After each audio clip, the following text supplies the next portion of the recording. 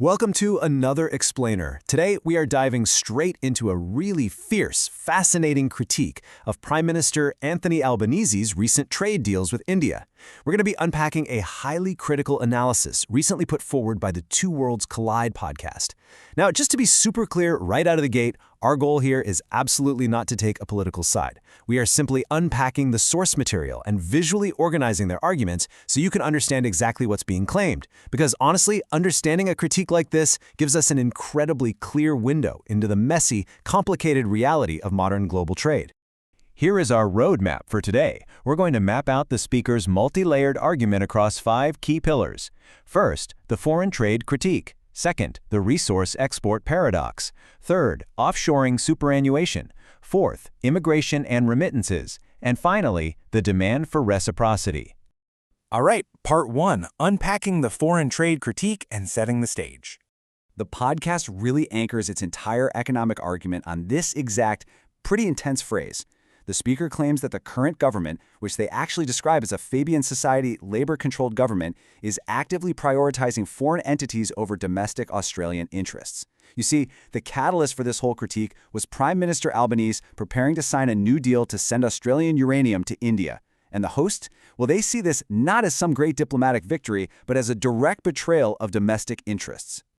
Moving on to part 2, the resource export paradox covering energy and emissions.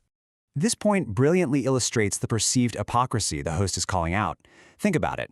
Domestically, the host argues that Australia heavily restricts these exact energy sources. We're talking outright bans on things like nuclear power because they're deemed bad for the planet. Yet on the flip side, the government willingly ships those exact same resources in bulk to countries like India and China. Why? So they can generate the cheap, reliable power that Australians aren't allowed to have. The host highlights a massive geographical paradox here with a very pointed question. You hear the mantra all the time, right? Climate change has no borders. Well, the podcast argues that if that's true, it is completely illogical for Australia to ship the very resources that domestic leaders say are killing the planet over to China and India to be burned. I mean, we all share the exact same global atmosphere. If it's terrible for the atmosphere to use it in Australia, the host asks, why is everyone just sitting around thinking it's perfectly fine to do it overseas? Which brings us to part 3, offshoring Australian superannuation, or capital flight. $500 million. Just let that number sink in for a second. The podcast claims that on top of all the physical resources leaving the country, the government is allowing a massive $500 million of Australian superannuation to be invested directly into India. Keep in mind, this isn't government revenue. This represents everyday citizens' personal retirement savings being channeled right offshore. You can really hear the deep, fundamental frustration in the speaker's voice on this point. They're arguing that these massive capital funds are turbocharging foreign economies and foreign interests rather than backing domestic Australian enterprises. They actually get so frustrated by this specific diversion of domestic wealth away from local businesses that they ask, quote, when does the revolution start? But, as you'll see, capital isn't the only thing they believe is leaving the country. Okay, part 4, immigration and financial remittances, which they frame as the human export. So, what is the supposed return on all these deals? The uranium, the superannuation investments. The speaker argues the direct result is simply an increase in Indian immigration to Australia. But they absolutely do not view this as just some neutral demographic shift.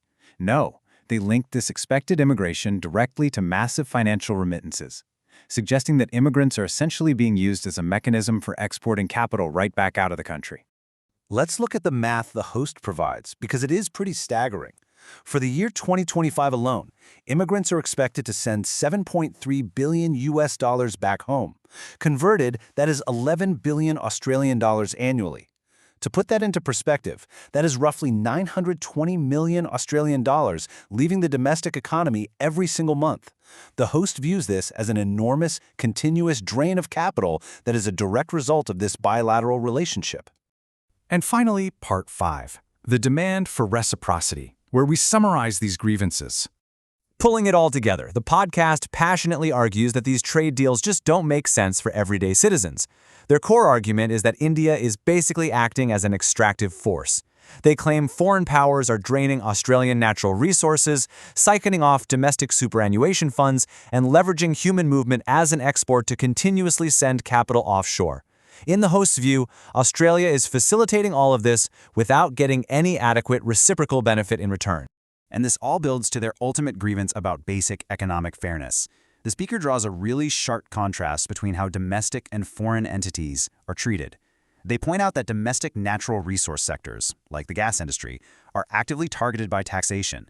But on the flip side, they perceive that foreign interests, foreign industries, and those massive immigrant remittance flows are just allowed to operate and extract wealth without facing any equivalent financial levies or taxes. Which leaves us with a massive, fundamental economic question drawn directly from the source's frustrations. Considering the balance of global trade, should foreign industries and international capital flows face the exact same taxation and scrutiny as our domestic resource sectors? It's a highly provocative question about reciprocity in a globalized world, and it really challenges how we think about modern trade deals. Thanks so much for exploring this explainer with us, and as always, keep questioning the details.